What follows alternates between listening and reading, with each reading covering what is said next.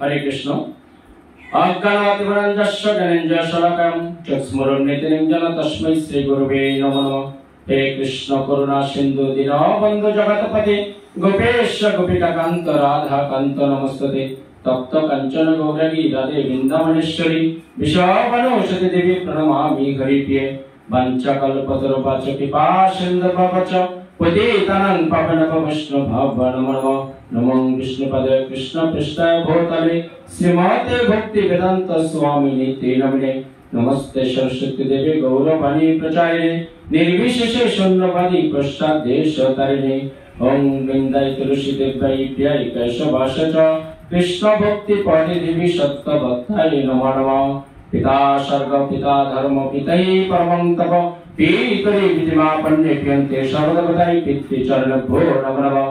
মাতা জননী দরিদ্রদাসতী দেবী গুরুমণি শ্রেষ্ঠা নিতুষা চক্ষুষা সুকন্যা সর্বদুঃখহরা মাতে চরণভ্যো নমো নমঃ।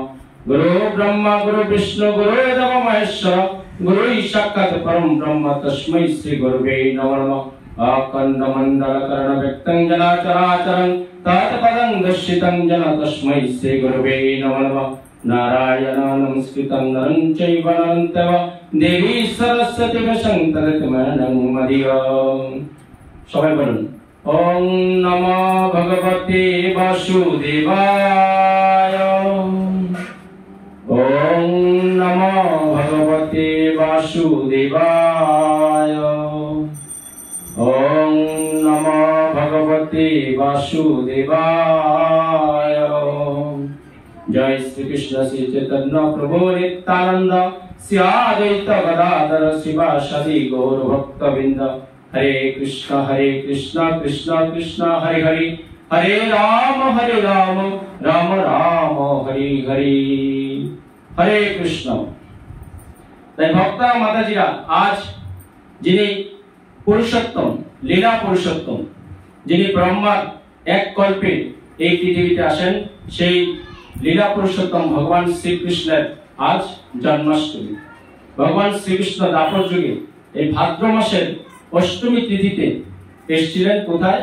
তিনি বৃন্দাবন এসেছিলেন কংসের কারাগারে। তাই ভগবান শ্রীকৃষ্ণ কেন আসেন? আমরা গীতার চতুর্থ অধ্যায় দিয়েছি যে যদা যদা হি ধর্মস্য গ্লানি ভবতি ভারত অভ্যুত্থানং অধর্মস্য তদাত্মানং সৃজন ধর্ম। যখন অধর্মের বেড়ে যায়, সাধুরা ঠিকমতো ধর্ম প্রচার করতে পারে না এবং পৃথিবীতে একটা অরাজকতা সৃষ্টি হয়, বৈদিক মন্ত্র ভুলে যায়, যাগ যজ্ঞ কিছু করতে পারে না, অসুরদের তাণ্ডব বেড়ে যায়, তখনই যুগে যুগে ভগবান শ্রীকৃষ্ণ বিভিন্ন অবতার রূপে আসেন। সত্য, ত্রেতা, দ্বাপর, কলি, এই যে চারটি যুগ ভগবান শ্রীকৃষ্ণ বিভিন্ন অবতার রূপে এসেছেন, কিন্তু স্বয়ং শ্রীকৃষ্ণ এসেছেন ব্রহ্মার এক কল্পে দ্বাপর যুগে। শ্রীকৃষ্ণ হলেন অবতারী অবতার, তিনি কোন অবতার নন।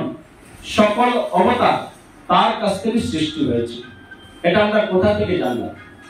আমরা কলিযুগে শাস্ত্র পেয়েছি। তাই ব্রহ্মা, যিনি ত্রয়োদশ বিষ্ণুর নাভিকমল থেকে এক বিন্দু জল এই ভূমিতে পড়ার পর একটা পদ্ম সৃষ্টি হয়েছিল, সেই পদ্ম থেকে স্বয়ং বিষ্ণু প্রথম এই ব্রহ্মাকে সৃষ্টি করেছেন। তাই ব্রহ্মা হলেন আমাদের আদি পিতা।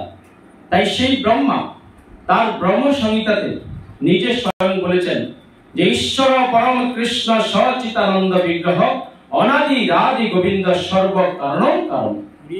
বলছে ঈশ্বর পরম কৃষ্ণ।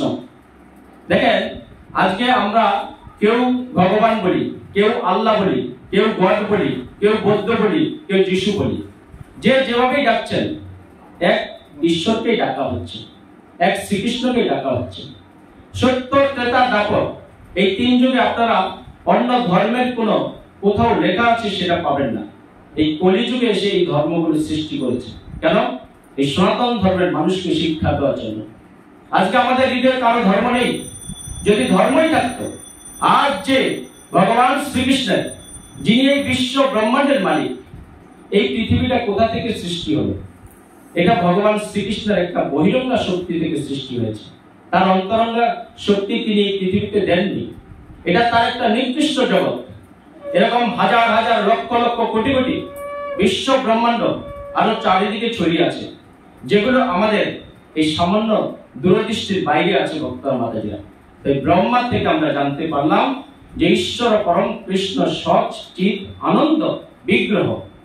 তাই আপনারা সমস্ত কিছু ভুলে যদি ভগবান শ্রীকৃষ্ণ শ্রীমতী রাধারানীর সেবা করেন, তাহলে এই কলিযুগে আপনার এই দুর্লভ মানব জীবনটাকে আপনারা সার্থক করতে পারবেন।